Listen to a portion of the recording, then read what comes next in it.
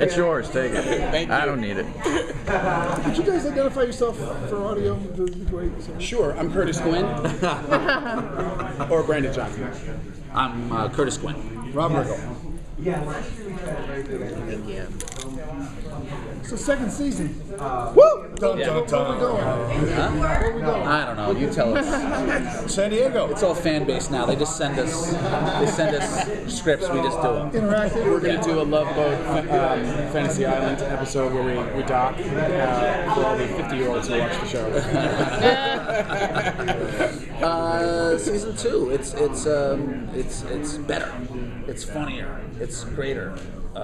Lots of awesome cameos from a lot of great actors, and it's an awesome. It's been great. There's one episode where it's Bill Hader, Paul Feig, and can you say that right? Yeah. Who else do we have that day? Because it was a crazy day. David Allen Gruber was there as well. And Martin too. So we So it's like a real Freaks and Geeks day. This season's Freaks and Geeks reunion show. It's Yeah. cool. And we have awesome cameos this year, like Aubrey Plaza, Ellie Kemper, Ray Liotta, Bob Odenkirk, Jay Johnston. Just a ton of amazing people. The dad from Family Ties. The black dude from the Old Spice commercials will be making a cameo, shirtless. That if you have a DVS, this is something you should watch. Not DVR, new technology for this. DVS. Get the S.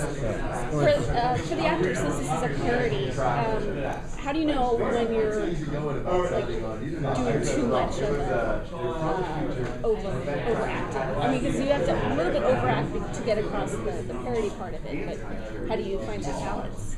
I don't even think in those terms. I only think in terms of are we having fun and is it funny? Yeah. Honestly, like if we're laughing and the crew's laughing, we're on the right track. So that's all I think about it. The great thing is that the people that we're parodying are already so very large in what they do that it's we can't really go too far. Yeah.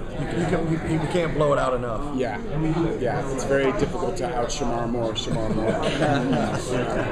That dude's like scrambled eggs. Wow, you stuck at the Tyler Perry over there. Now you're after Every table gets black celebrities. you're taking them down a peg. Finally, I'm Ben Vereening over the last table. I've run out of black people. Brandon, where do you see your character going? Where will your character go this season? This character, this season, you get to see my character actually go home. Oh, really? Not gonna spoil it for everybody, but you see more of Alphonse's world. There's actually another NTSF in Alaska. So they took good care of each one of us this season and gave us sort of our own moment. Your own arc. Our own arc. Moment of an arc. Yeah, they were like, we're not going to get you a trailer. You get your own arc. You can arc this year. You still have to buy your own lunch. Right. You got to stand in the corner and wait, but you got a story. You guys have table reads, or you just show up like on Tuesday with the scripts in your trailer? Not only do they not get, I am obsessive compulsive rewriter, so I'm sure they can't stand this. They do get scripts in their trailers, but I am in the process of rewriting those. We never take it too seriously. Yeah. We're like, oh, this is a suggestion for the day. Yeah. I'm handing them new scripts, and Paul is too, and John Stern. We're handing them new scripts and new lines up until we're shooting. You know. The great part is when you come to work and you're like, now why is the dolphin in a short tank with a rope around its neck? Like, because it killed the dictator. You're like, yes, because the dolphin killed the dictator. Okay, I know what we're doing. Now I get it. Right. I've been in this situation before. And we're We all have muscle memory. We've been dolphins. Don't question our process. Of course. Since the shows are only 11 minutes long, is it hard for you with like writing the episodes that you can't have a filler? Like everything's got to be like like? It's always frustrating at first, and then you realize later it's better because you want to pad it out to 22 minutes. That's your instinct or the thing you want to do because you're like in love with every word you write, and you're like, it's perfect. There's no way we cannot lose 1 second of this. And then you edit it down. You're like, it's a million times better. This could not withstand being a minute longer than it is. This is the way it should be. So has it made you a better writer, a stronger writer too? What's that? Has it made you a stronger writer? Absolutely. Although now when I write 22-minute shows, I'm like, I'm just vamping. Just vamp to the end. How do I write a 22-minute television show now? So they're getting coffee for like 2 pages. Everyone at my new show's like, the first 11 pages are great. This last one is shit. You guys have 2 pages just putting a filter in the coffee machine. I mean, it really ends at page 12. Why are your episodes to be continued all the time? A 2-parter right in the middle, to be continued at the commercial break. So one episode, how long does it take to shoot? No idea because we block shoot. Yeah. You know, it could take. You might start with say episode 201, and then at the end of the season, you're shooting the back end of 201. Oh, okay. Yeah, I mean, we Just shoot whatever setups, you knock out 3 different episodes in a day. You can shoot on 3 different things. Yeah. We shoot every old. We did 13 this year, I think. We did 14, and we shoot it all like an independent film. 28 days, 13 episodes. Every day is mix and match based on location, talent, availability. You know, it's just who's available, what locations are made. Do you find the opportunities for actors increasing with web series Yeah, I mean, there's more venues. There's definitely a lot more opportunities. But the whole paradigm has shifted now because there used to be a model that everybody understood. And now it's all changing, and all the power structures that are deeply embedded up there in Hollywood don't know how they're going to get paid. Careful. Now you're getting yourself in trouble. All of a sudden there's a red dot. I remember when Coca-Cola first asked me to name my baby Coca-Cola. I said, of course. The way this thing tastes. But it is changing. Yeah. It's changing. So no one knows how all this stuff's going to play out or how things are going to work. But you're right. In a way, yes, there's more opportunity. It's the Wild Or it West. could be. Sure. It could be. It is the Wild West. The Wild West It's of the entertainment. like 49ers. You're like, it's a gold rush. Yeah. But nobody knows if there's any gold or not. I don't know. Right. Do you guys find it kind of liberating that you can just think of something funny and maybe put it like And go make it. Yes. Oh, that was never available. You know, like when I started, that wasn't available at all. We used to have those thoughts and ideas back in New York all the time. And now you got like Funny or Die, or you got this kind of stuff where you're like, you know, it'd be a really funny bit, and now you can actually go shoot that bit and get it out, and get it out there, and let it be seen. So, Especially with flip cams. yes. The smaller technology means that this is a 2-camera shoot. It's not great, but it's also being played on a very small screen, so you know, it's great. Yeah. And it seems it's also more legitimate in terms of being on your resume to have web series. No. Not at all. You would think, but no. Isn't that strange? You would think that those people who make those decisions watch all sorts of media, but no. They go home at 3 o'clock and walk in their huge backyards. I'll say, you know, I work, you know, doing NTSF, and then I just started working on something for NBC, and I love it. It is 180 the other direction. I mean, it is truly, you can't just be like, let's put on a show and let's go do it and let's get my friends. It is, you know, this is network stuff. You really, every inch is improved, and it cuts both ways. That's good in some ways and it's bad in others. It's very liberating to do a show like this where it's your pals. You make a lot of decisions. Adult Swim's amazing. They're off. They go, yes. They go, put your friends in it and have it be fun. We trust you to do. Yeah, I was going to ask if they ever put any limitations on your scripts or if they ever reject anything. You have to earn a little trust. Okay. And once you've earned trust, they're awesome. And they're just like, yeah, do your thing. Cool. John Stern's you want it to be. No limits. No limits. John Stern. Since you can be anything. But like with the guest cast, do you have to get casting approved or anything, or just say, hey, why don't you just come over and we'll shoot a scene?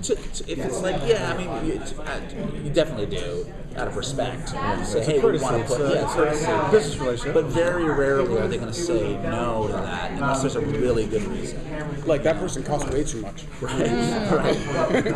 Can you get Tammy Teagues instead of show teagues? Yeah. I mean, they're just like, they're not worried about that stuff, you know? If you do a good show, they know you do a good show and it's funny. They're excited for your ideas and the people you want to put in it. You know, as long as it's funny and weird and cool and an audience likes it, and whatever, it's fine.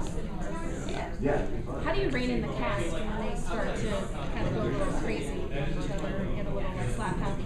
Yeah, how do you do that? Remember that last day of shooting? You do that. Remember that last day of shooting? And we did I directed an episode this year that was, were you in that? Yes, you were. The Christmas thing. Yeah. And we had to do an episode in one day. We had to film an entire episode in one day. It's like a paranormal activity type of parody.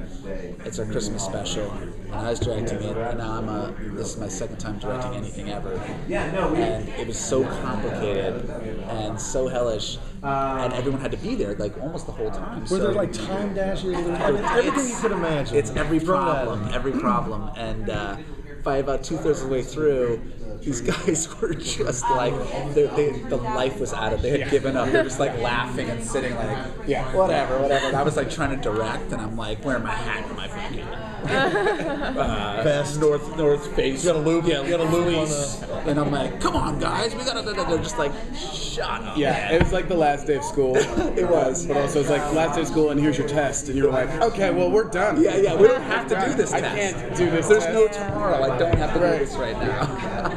But you don't have to worry about it because everybody is there for fun. There's no bad attitudes, and everybody is like, you know, you got guys like Brandon, Rob, Rebecca. I mean, they're doing this basically out of the kindness of their hearts to do this, and that means they're there for fun. And most of the cast, I mean, we've all known each other for years, so we all go back, so we're all friends, and that makes it real fun and easy too. So, and we all have an improv background, so we know how to play, and so that's how we kind of self-police. To get back to your original question. Okay. How much improv is in the show? A good amount. Like we always get what's scripted, and then it's like 10-20% extra improvising.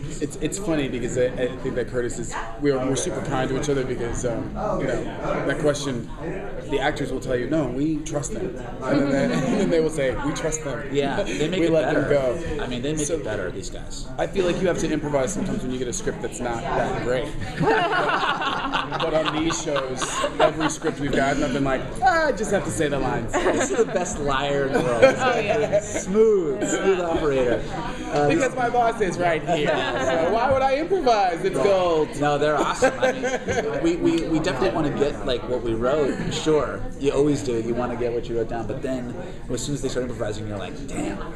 It's better. Damn, I stayed up 3 nights. I should have been drunk like Rebecca. Yeah, what am I bothering for? Next year, that's going to be it. I'm just going to be sipping a little pina colada the whole time. Say whatever. Right. He knows say whatever you want. He knows they're bullhorns, but he still wants to use a big cone. This is the plot, guys. This is the plot. Just say whatever. How involved are you with like editing, and how does it feel really tight? Does it feel like you have to? Do you feel like what is the editing process like? You know what I mean? It's like it's like any TV show or movie. I mean, it's we move pretty quickly, but it's me and John Stern and Paul Scheer working with this guy Matthew Barbado and a whole crew of very talented editors. Right. And it just comes together like a regular TV show. You don't feel like you're under a time crunch or There anything. is, Yeah. but it's not crazy. Not rare. No, I think we just locked, I think, all of them this week, so we're all good to go. Awesome. Brandon's our lead editor. Yeah. Man, you should see the chops and cuts I made. And I'm using It's a lot of close-ups on himself. Weird, isn't it? You killed a whole episode except for your parts, if I recall. We're real big in Africa, so you should see the numbers in Africa. Big numbers. Huge numbers. Huge numbers. They're like this big. Yeah, exactly. Which I can't tell. Thank you. Thank you. I got those NTSF bootlegs for anybody who's interested. Thanks, you all. Thanks, guys. How much longer do you have?